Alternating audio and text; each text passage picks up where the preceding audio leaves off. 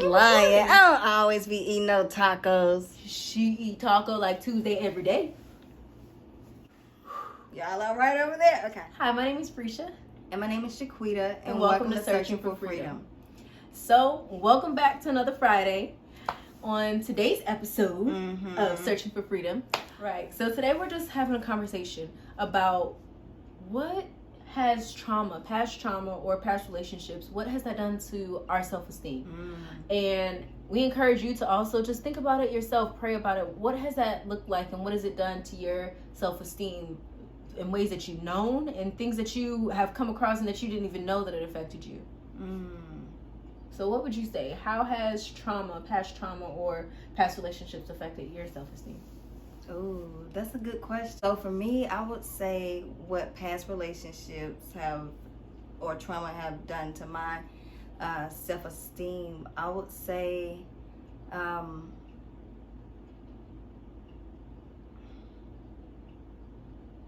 don't think I have anything.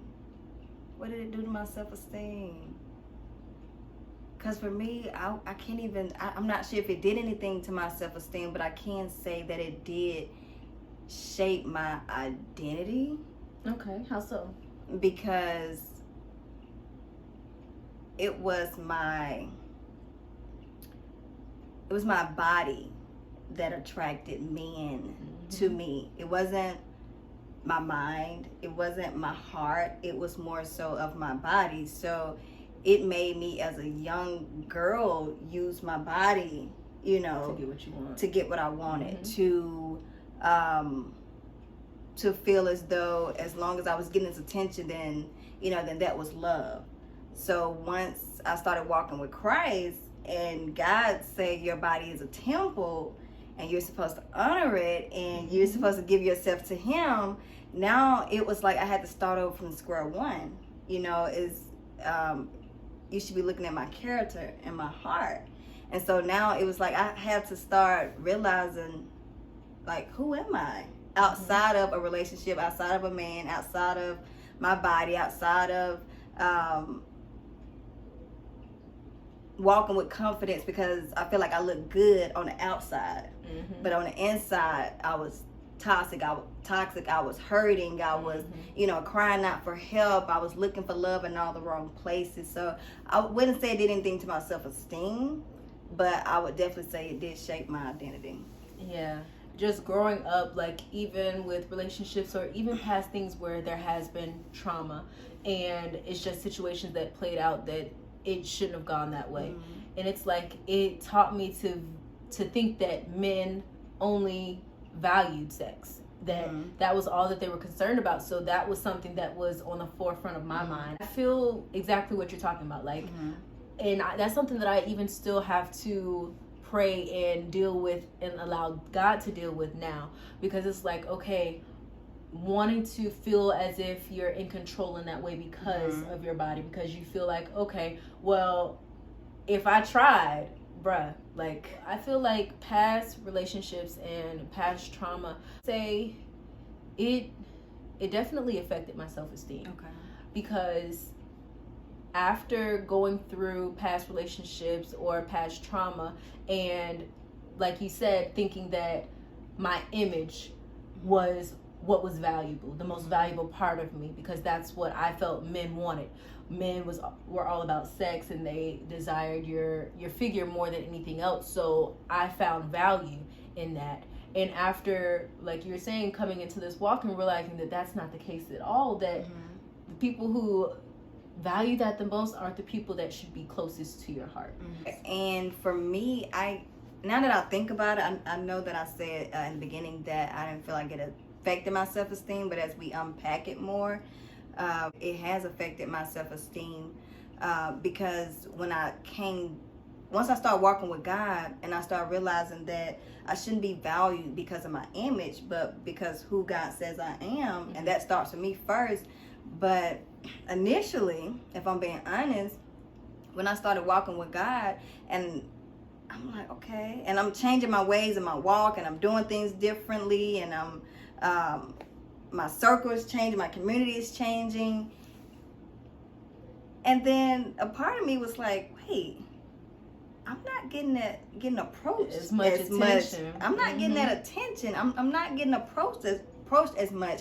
And it started making me think, okay, is something wrong with me? Like, what's going on? You know, am I not like for me it was like, okay, it's not my body. Like, so it was like, again, just figuring out who am I outside of my body.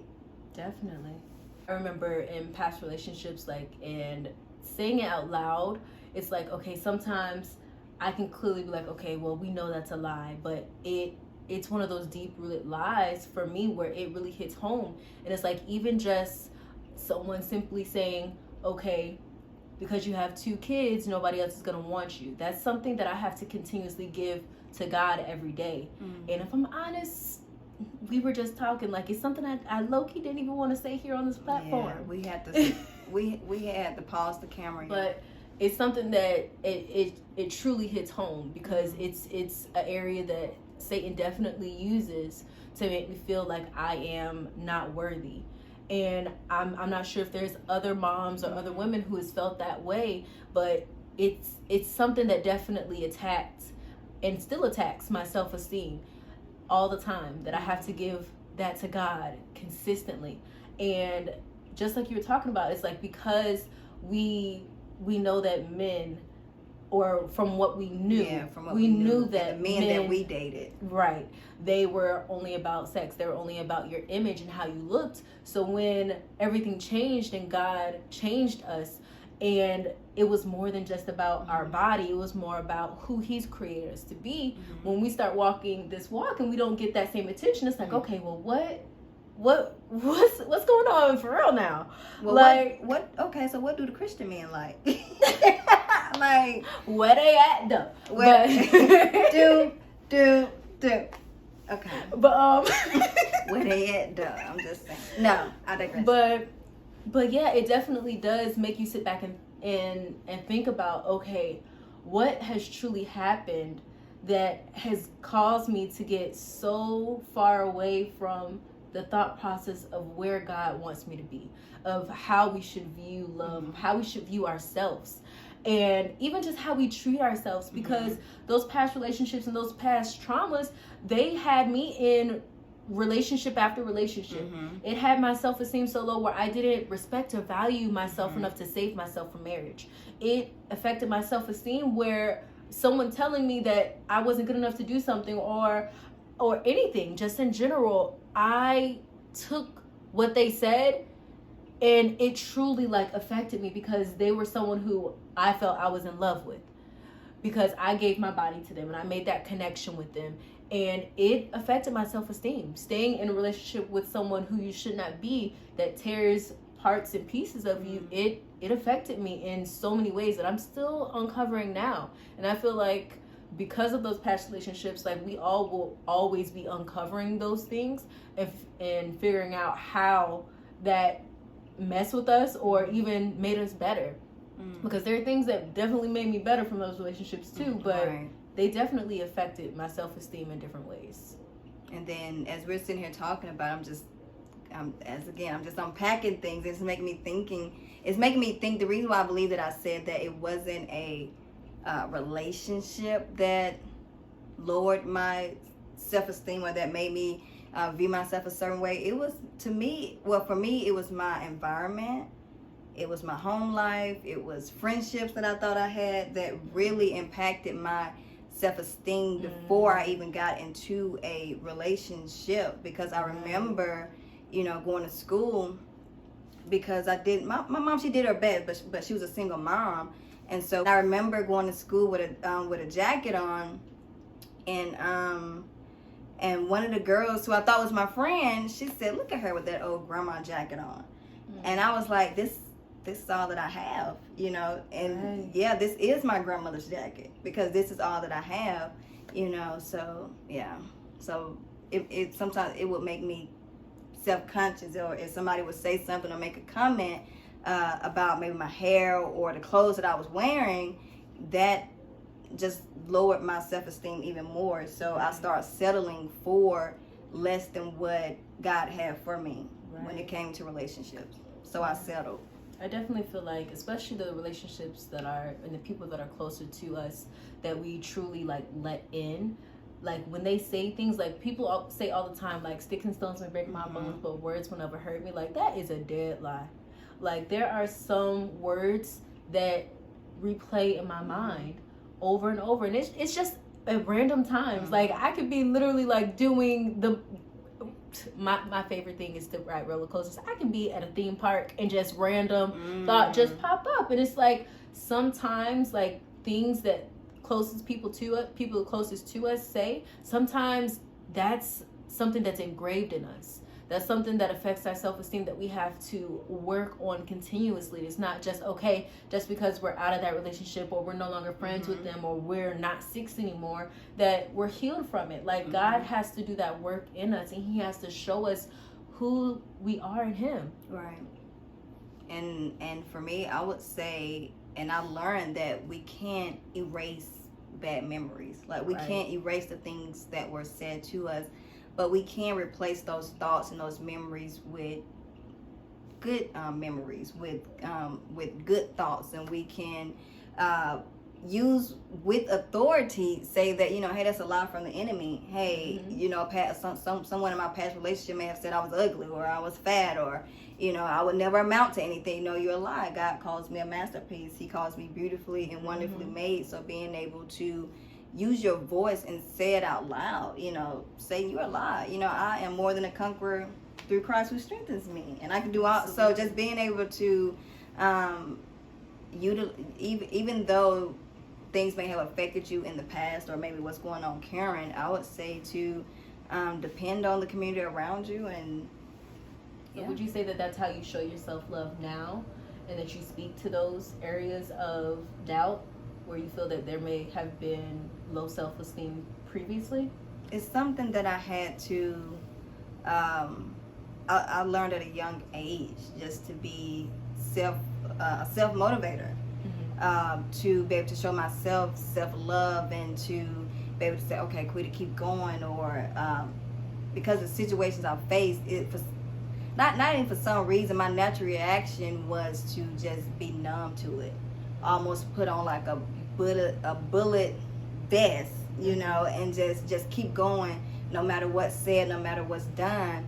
But that also turned to me building up walls and apathy and all of that. I was just about to say that. I was going to say, that's so what it I was like, from. I feel like I may be connecting some dots here, because I remember like there's been conversations that we've had, and it's like you've asked God for being able to have like that, not softer side because you're already soft, but like connecting with your emotions more.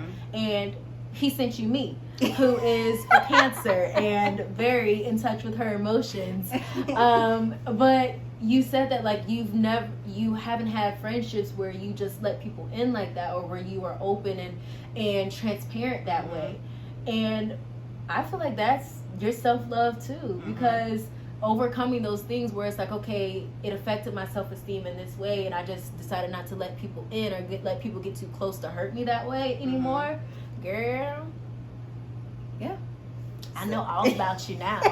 You're connecting the dots. I'm connecting the dots. But yeah, absolutely. So being able to realize that those people didn't deserve me, and God put the right people around me, and that what I thought was apathy was me protecting myself, protecting my heart, guarding my heart, so that I wouldn't feel that pain anymore. So it's like, if I don't let people in, or if I keep you at bay, you can't hurt me. But then that's not living. So I was just gonna say, isn't it crazy how we think we're protecting ourselves from something, but we're doing more damage than anything, because we are built to have community. Like we are built to have those intimate relationships with people. And me saying, okay, because I don't want to get hurt anymore, I'm just going to hold you arm's width apart so that I don't have to worry about it. I'm hurting myself because I'm not truly living the way that God desired me to do. I'm not having those relationships and allowing people to protect my blind side the way that I need it. because, honey, I was out here running alone. No correction, none of that. It was just me and myself. I got this, Quita, you got this. And my prayers at night and my tears was, keeping me warm at night. But it wasn't, but look at me now. Look at me now. No, I definitely think that it's crazy how much prior to having this relationship with Jesus, it's like, okay, I'm thinking that I'm doing everything right, the things that are happening, you don't think that they're going to affect you the way that they are. And it's just like, we were just talking about this, like something just happened recently, and it brought up old feelings and old thoughts, and it's just like, Satan, you don't have authority. Like, you're not going to tell me or dictate how my day is going to go. You're not going to dictate how I treat other people, or even just how I feel inside. Like, you don't have that right. And it's like, we truly have to stand on God's word and know that we are who he says we are. We are more precious than rubies. We are the head and not the tail, that we are his. That even though, yes, those lies, they may hurt, even though it may come out of the blue just randomly sometimes, or you may have already overcome it and you don't have to, or don't worry about it anymore. Like, it's still something that can affect you, or something in the future can bring it back to your memory. And I feel like that's what people talk about, women that I know, like in marriage, is like, okay, they just show you more of yourself, because when you're doing this walk by yourself, yes, you are getting healing in places, but not until you come back into a relationship where you're around people that remind you, or say something that reminds you of that past hurt or that past situation, that you really have to work through it. And it's like, we just have to remind ourselves that we're his, and that he's doing everything he can. He's already done everything that he can by sending his son on the cross for us. That's it. What the enemy meant for evil, God always turns it into good. So always remember who you are, who you belong to. Create a foundation where God is at the center of everything. So of your life, your thoughts. I mean, just he's at the center of everything. And if those relationships around you does not center around God, then you may want to rethink those relationships. And if you are in a situation where your self-esteem is being if his love for you or her love for you doesn't resembles Christ's love for you, I strongly encourage you to pray about it and ask God what this is for, what this relationship is meant for. Was it meant just to teach you something? Is he calling you out of it? And be obedient. Truly listen, and don't just stay there because you want to be with someone, or you want to have companionship. Because I don't know about you. I know about you, but I don't know about you. But being with someone and still feeling lonely is worse than being by yourself. And knowing that you are loved, loving yourself and showing yourself that respect. So you can do bad all by yourself? But I ain't doing that by myself. We can do good all by ourselves. There you go. But you might not be able to do good in that relationship. That's all I'm saying. So please, if you have any questions, any prayer requests, please make sure that you email us at searchingforfreedom2@gmail, and it's also in the description box below. Thanks for watching. Hey guys, make sure you like, comment, and subscribe. Smash that notification bell so you won't miss another one.